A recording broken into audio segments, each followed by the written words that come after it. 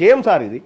ఇక sir social సెక్టార్కి వస్తే sir Kalyana Lakshmi కింద సార్ మా బీసీ బిడ్డలకు పేదవాళ్లకు పెళ్లి చేసుకుంటే వాళ్ళకు ఏదో ప్రభుత్వం అందించేటువంటి చేయుత ఏదో అప్పుడే మేనమా కట్నమనో అదో ఇదో అని చెప్పి 2173 కోట్ల రూపాయలు ఈ ఆర్థిక సంవత్సరంలో కేటాయించుకుంటే ఇప్పటి వరకు ఇచ్చింది 108 కోట్లు సార్.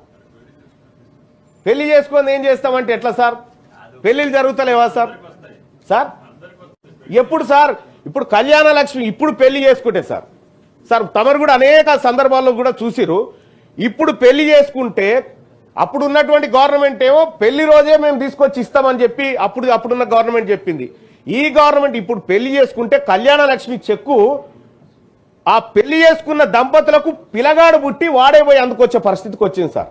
ఎప్పుడు వస్తుందో తెలియదు చెక్కు.